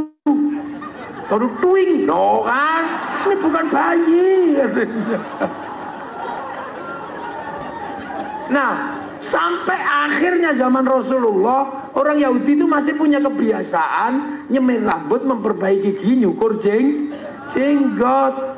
Nah itulah maka kemudian orang Islam tidak boleh nyukur jenggot, memperbaiki gigi, nyemir rambut untuk membedakan sama orang Yahudi. Asalnya dari itu. Terus di pasar Madinah banyak pedagang dari Romawi. Orang Romawi pedagangnya yang komoditas paling bagus adalah jubah. Mereka banyak jual jubah lah. Jubah Romawi itu lebih gede kalau dipakai orang Arab. Maka kemudian ada sisa di kakinya lebih panjang, dan itu dibawakan oleh budak-budaknya. Seperti orang kawin itu loh, kainnya panjang dibawa oleh orang. Nah, karena kainnya panjang, jalannya begini. Khaila, sombong. Maka kemudian Rasul jangan sombong kayak gitu ya, potong aja. Akhirnya dipotong, isbal akhirnya dipotong itu karena biar nggak sombong. Sayyidina Abu Bakar, ya Rasul, punya aku panjang semua, gak apa-apa wong kamu nggak sombong. Nah kebalikannya sekarang, semakin cingkrang semakin sombong. Nah itu kebalik. Loh, jadi semua hukum itu semua ada asalnya. Makanya kadang harus ngotot, harus cingkrang. Entar dulu, itu dulu ada sebabnya. Jangan dikira nggak ada sebabnya.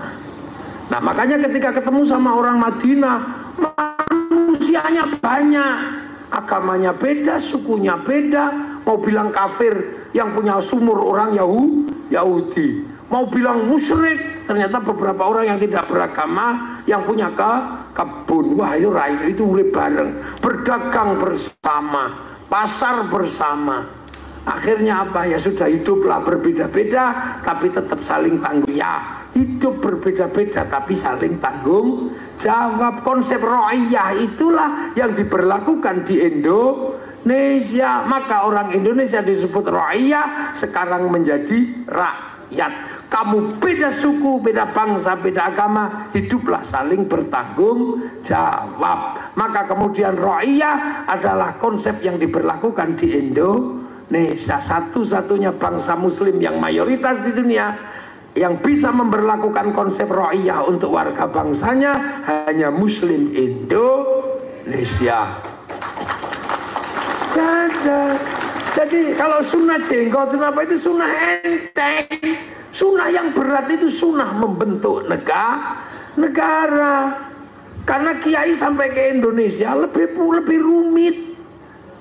Lebih rumit Indonesia itu. Orang Arab itu dari dulu bahas binatang, yang paling umum itu ya unta, kambing, sama kuda.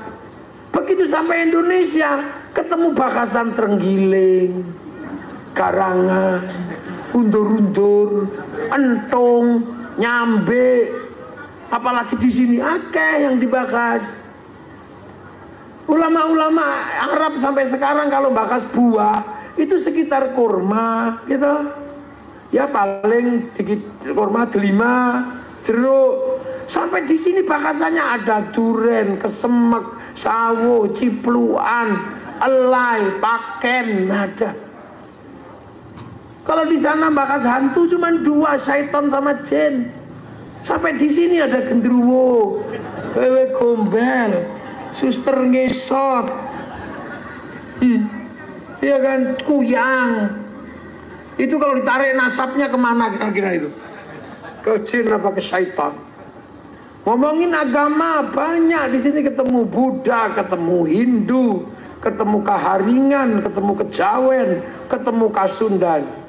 Ngomongin suku, di sini ketemu suku banyak sekali. Dayak aja sukunya berapa, Jawa sukunya berapa, Melayu sukunya berapa, Sulawesi sukunya berapa. Jadi ketemunya lebih banyak, dan di sini sudah bisa Bhinneka Tunggal Ika. Maka kaum muslimin mayoritas menerapkan konsep ro'iyah. Satu-satunya negara muslim yang bisa pakai konsep ro'iyah untuk warga bangsanya itu hanya muslim Indonesia. Makanya ro'iyah itu enak hidupnya. Yang tadinya kawulo bisa bilang kulo, yang tadinya hamba sahaya bisa bilang saya, yang tadinya abdi Sunda sana bisa bilang abdi mah, yang tadinya para dewa disebut pukulon diturunkan pangkatnya menjadi ulon di Banjarmasin. Oh. Ini kalau nggak konsep ro'iyah nggak bisa. Makanya ro'iyah itu tidak menerima orang yang selalu mengatakan turunan kami lebih baik dari kalian. Ditolak sama konsep ro'iyah. Lah ya kalau sudah biar ngopo gue.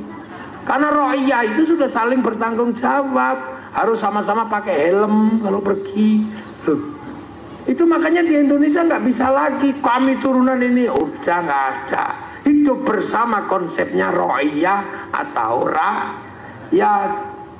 Makanya kita ini bukan people. People itu vox populi, vox dei. Suara mayoritas, suara Tuhan. Maka konsep begitu dia mayoritas, dia menjadi diktator. Makanya melahirlah konsep diktator mayoritas. Makanya khilafah dan ikhwanul muslimin gak cocok dengan negeri ro'iyah di Indonesia. Indonesia. Kita juga bukan komunis. Itu kuat ya diktator proletariat. Makanya komunis gak bisa cocok di negeri Rohia. Makanya PKI ditumpas dari Indonesia. Itu loh. Nah Rohia rakyat itu kalau ngumpul hidup bersama yang berbeda-beda saling melengkapi namanya musyarakah. Bersekutu, saling bergantung, saling berkesinambungan. Makanya musyarakah dikenal dengan bahasa masyarakat. Kita pakai bahasa masyarakat itu. Tapi kalau kita mau membangun kebersamaan, kita menggunakan konsep bagaimana kita menyatukan pikiran, maka lahirlah konsep wasyawirum fil amri, masuklah bahasa musyawarah. Itu bahasa Quran. Yang satu bahasa sunnah, yang satu bahasa Quran. Makanya musyawarah itu membentuk tertinggi lembaganya Majelis Permusyawaratan Rakyat. Bebas semuanya, enak. Kalau kamu mau jadi pemimpin, daftar sukumu apa, bangsamu apa, agamamu apa, jenis kelaminmu apa. Nggak ada urusan, yang penting kamu WNI, daftar warga negara. Mau jadi lurah, daftar ke panitia.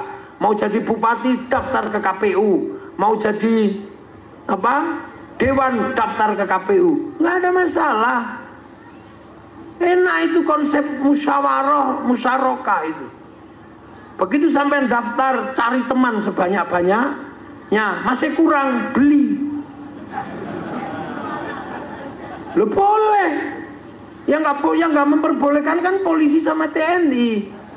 Dan yang nggak boleh itu apa? Money politik. Nggak boleh, memang beliau bertugas itu mencari money politik. Maka kita jangan kasih nama money politik, kasih nama uang bensin.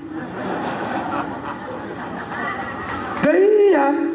Kalau diterima masjid namanya sumbangan. Kalau diterima kiai namanya bisyaro. Udah beres. Kalau banyak sodako. Kalau orang Jawa ya jer besuki mawa. Ya udah. Enak konsep ini. Sampean di sini cuman buruh tani, buruh kebun, golek brondolan. Tiba-tiba anaknya dipondokkan kok jadi pinter, pulang jadi kiai. Nggak ada yang nanya keturunan siapa, nggak ada yang nanya. Gimana? Itu enaknya konsep Rohia. Nggak perlu nasab kami. Nggak penting misal. Nasab kami, tapi kemana-mana cuma minta, ya dimarahi wong oke. Ya iya. Karena Indonesia mengikuti konsep rohiyahnya Rasulullah. Maka kalau ada orang mengatakan saya terbaik, kakek aneh, ya ora kanggo ning Indonesia Kang. Kakek aneh, ya jadi kakek aneh jarene umbali. Orang ndak bisa begitu, kita sudah nggak begitu. Kita sudah bebas sampai duwe anak mondok pinter mulai dari kiai, gak akan menjadi masalah kamu anak siapa, karena apa? Derajat tertinggi adalah ilmu. Jadi nggak ada bodoh-bodoh terus kakek aneh, nggak laku. Makanya sekarang ya orang kemudian bertanya-tanya kakekmu beneran apa enggak gitu. Nggak bisa. Konsep rohiyah itu setara sudah, bebas ilmu. Kenapa saya duduk di sini? Karena saya punya ilmu. Nanti kalau sampean punya anak pinter, gantian yang duduk di sini. Iya kan? Sampean punya anak pinter kaya, gantian duduk di sini. Karena apa? Lurah, bupati, presiden duduk di situ, di sini loh. Ini bukan tempat yang harus diduduki terus oleh saya. Nggak mesti. Bisa jadi nanti anak sampean lebih pinter duduk di sini. Nggak ada yang tahu. Nabi Ibrahim lahir dari anak tukang bikin patung. Nabi Musa lahir dari anak yang hanyut di sungai. Siapa sing ngarani bayi kentir dadi nabi?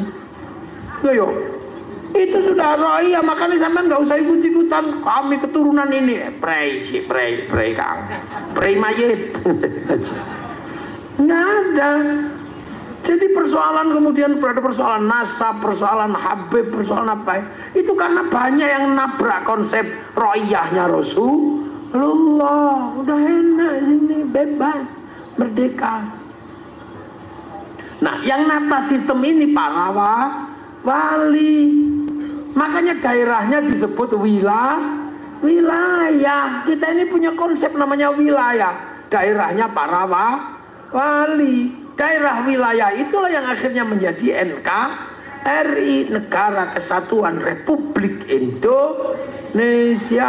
Arab satu bangsa pecah puluhan negara, Cina satu bangsa pecah puluhan negara, Eropa satu bangsa pecah puluhan negara, Afrika satu bangsa pecah puluhan negara. Kita puluhan suku bangsa agama mampu bersatu dalam satu negara, Kesatuan Republik Indonesia. Loh, ayo. Makanya kita pakai Pancasila, tertinggi tetap Tuhan. No coba lawan we. Nomor satu tetap Tuhan, ketuhanan. Setelah urusan Tuhan, urusan manusia. Maka yang kedua kemanusiaan, karena dunia dan seisinya ini bergerak karena ada manusia. Kenapa ada kursi? Karena ada bokongnya manusia. Kenapa ada mic? Karena ada kupingnya manusia. Ayo. Kenapa ada mobil? Karena ada kaki manusia. Kenapa ada pabrik Pampers? Karena ada nya manusia. Kenapa ada? Karena manusia. Maka kemanusiaan yang adil dan beradab setara. Manusia nggak bisa hidup sendiri. Maka manusia butuh persatuan. Maka sila ketiga tentang persatuan. Hidup harus bersatu, tidak pandang bulu suku, bangsa, agama. Tapi persatuan harus saling menghargai, kesetaraan. Yang setara namanya ro'iyah. Maka kerakyatan menjadi landasan persatuan. Maka orang nggak bisa bersatu kalau nggak saling menghargai. Makanya kerakyatan pakai konsep ro'iyah. Tapi hati yang sempit tidak bisa menghargai perbedaan. Hati yang culas tidak bisa menghargai perbedaan.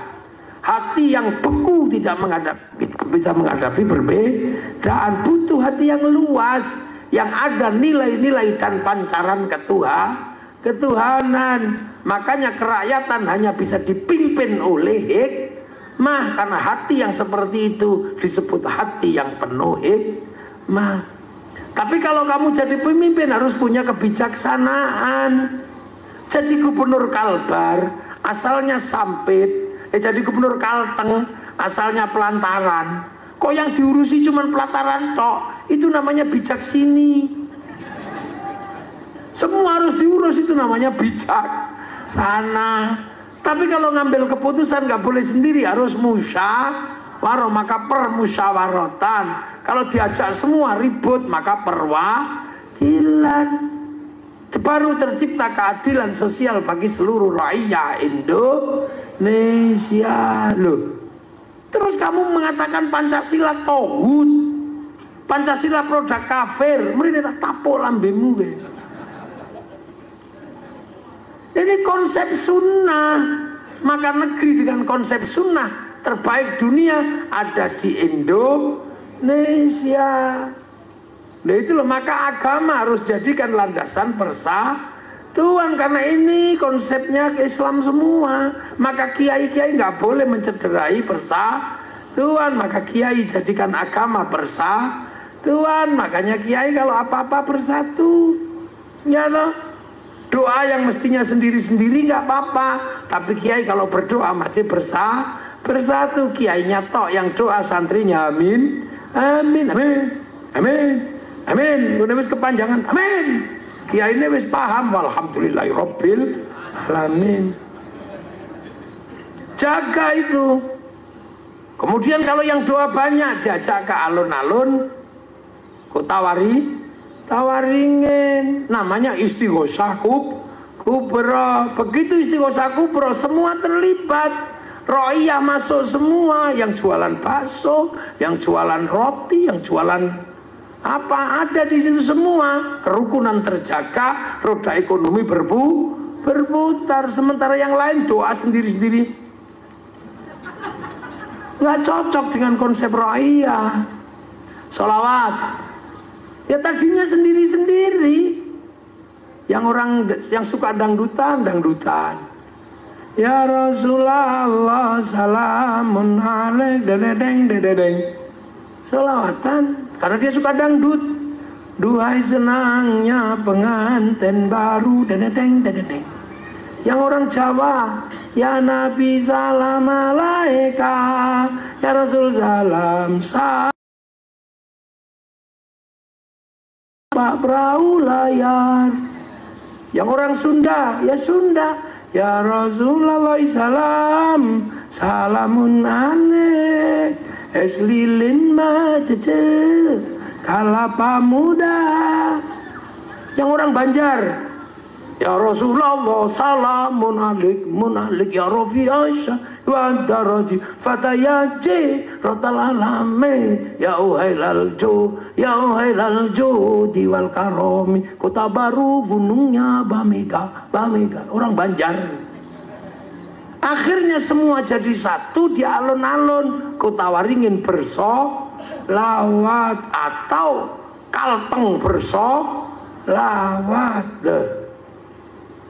Setelah itu apa yang terjadi? Spanduk laku, slayer laku, semuanya laku. Roda ekonomi berputar. Bahkan copet bisa hidup di situ.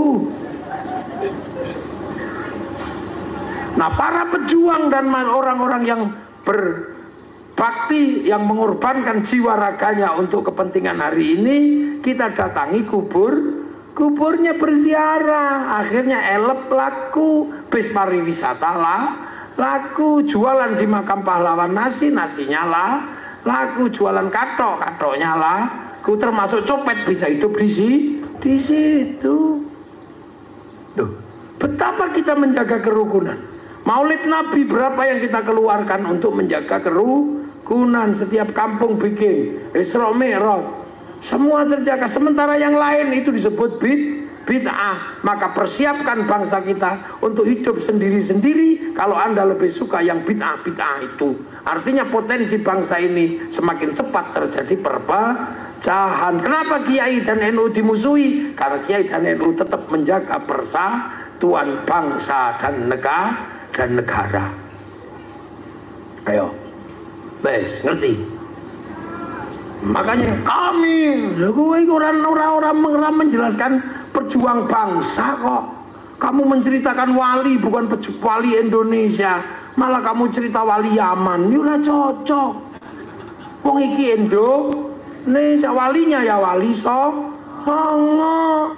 Yang kamu contohkan ya mestinya Kiai Hasyim Asy'ari, Kiai Ahmad Dahlan, tokoh-tokoh pendiri NU, pendiri Muhammadiyah itu. Lah kalau yang orang-orang Yaman kan untuk Yaman sendiri. Pergi ke sini disangoni orang sini, pulang membangun ya Yaman. Lah sampean perjuang kita bangun di sini sendiri. Lah ini kadang kita salah. Yang selalu diceritakan adalah kesaktian orang sana. Dipikir Cileriwut itu nggak sakti. Lampung Mangkurat itu nggak sakti. Mula Warman sakti. Loh, Pangeran Antasari hebat. Pangeran Suryansah, Pangeran Samudra apa hebat semua. Tapi kita nggak pernah dengar cerita itu. Kita selalu dengar cerita nenek moyang orang lain, dan kita bangga karena bisa bercerita nenek moyang orang. Bisa Isra Mi'raj 70 kali, bangganya kita. Jangan gitu. Saya bukan apa-apa. Kita harus tahu sejarah nenek moyang kita yang hari ini kita nikmati hasilnya perjuangan mereka. Nenek moyang kami memadamkan api neraka. Lah yang ngapain? Wong sesuk nerokone ora saiki. Nenek moyang kami ada orang mati dikasih surat gak ditanya lagi. Lu jangan begitu. Itu kini bangsa ini ceritakan. Amerika kenapa bangkit? Karena punya kecintaan pada bangsanya. Mulai dari Will West sampai The Last of the Mohican diceritakan oleh orang Amerika. Kalah di Vietnam, bikin Rambo 1 sampai 6. Kalah dengan Cina, bikin American Shaolin, American Kung Fu. Kalah dengan Jepang, bikin American Ninja, American Samurai. Bahkan samurai terakhir dari Amerika namanya Tom Cruise dalam The Last Samurai. Orang Cina menceritakan bangsanya nggak ada habisnya, mulai Sun Gokong sampai Wong Fei Hung. Dia ceritakan mulai ular putih sampai ular hijau. Bangsa Jepang menceritakan bangsanya dari Oshin sampai samurai terakhir, Samurai X dengan tokohnya Rurouni Kenshin. Orang Korea menceritakan bangsanya dari meja makan dan air mata, namanya drakor. Orang-orang Malaysia menceritakan bangsanya lewat Si Upin dan Si Ipin. Jangan sampai Si Upin dan Si Ipin lupa fondasi bangsanya bersama anak-anak India, bikinkan tokoh kecil namanya Jarjit. Jangan lupa bahwa di sana ada anak-anak Cina, kenalkan Mei Mei. Jangan lupa di sana ada anak-anak Indonesia, kenalkan Susanti. Pak Harto bikin Aku Cinta Indonesia. Lah sekarang kita, pernah nggak kita menceritakan kepada bangsa kita tentang sejarah pahlawan kita? Ketika setiap hari dijejali sejarah orang, dan kita bahagia mendengar sejarah orang yang nggak ada hubungannya sama kita. Wali-wali yang nggak pernah bikin wilayah, wali kita bikin wilayah. Kita bangga ada wali bisa mengundurkan pesawat. Fungsinya apa dalam kehidupan? Mengundur ke pesawat malah medeni wong. Kita ini bahagia dengan cerita-cerita yang nggak ada hubungannya dengan kebangkitan sebuah bangsa. Ayo, anak-anak kita itu sekolah. Besok pinter, kalau pinter pasti bikin sesuatu. Kita harus beli karyanya. Kalau kita nggak punya kebanggaan pada bangsa, nggak mungkin kita beli karyanya. Makanya bangsa ini harus bangkit. Kita nggak boleh berhenti. Siapa yang akan ngelola sawit? Siapa yang akan ngelola tambak? Siapa yang akan ngelola semuanya? Orang sana nggak mungkin. Tetap anak kita sendiri. Dan itu mesti berhubungan dengan apa? Dengan kebanggaan pada bangsa dan negara Indonesia. Saya nggak boleh menyepelekan merah putih yang sekarang dikibarkan. Kita punya merah putih itu dulu korbannya nyawa. Orang-orang Jawa takut ditembak Belanda kalau mengibarkan merah putih di atas rumah. Belanda curiga tiangnya dikasih tebu. Belanda curiga tiangnya dikasih padi, masih curiga tiangnya dikasih kelapa, masih curiga tiangnya dikasih pisang. Besoknya masih curiga bahwa tumpeng sama ingkung.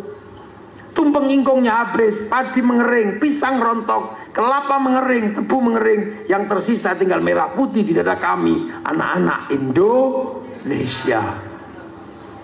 Ayo, begitu disobek sama pribumi, sama Nusantara, Belanda ngamuk, korbannya 10 November.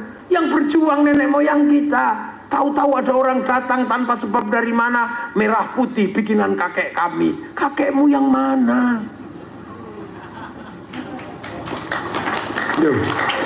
Kenapa saya menceritakan ini? Karena sekarang ada perebut sejarah. Makam orang diganti, kuburan dibikin untuk menguatkan sejarah nenek moyangnya yang ada di Indonesia. Padahal nggak ada sejarahnya sama sekali. Selain sejarah ikut Belanda. Wis tong andelo aku. Nah itulah bangsa. Aktor Cina yang sangat digemari, saya nggak tahu namanya, lupa namanya itu.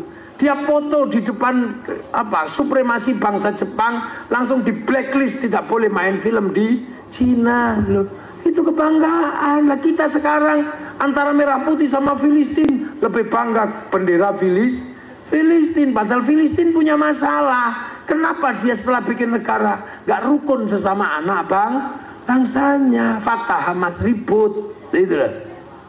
Nah inilah masa depan bangsa. Kamu nggak akan pernah bisa pindah bangsa. Kita tetap Indonesia. Right or wrong is my country. Baik buruk inilah negaraku, Indonesia. Dan itu agama menjelaskan itu. Makanya kadang kalau agar kita nggak lupa, kita diajari hormat pahlawan. Rasulullah agar nggak lupa jasa Nabi Ibrahim, diajarkan kama shollaita ala sayyidina Ibrahim. Karena yang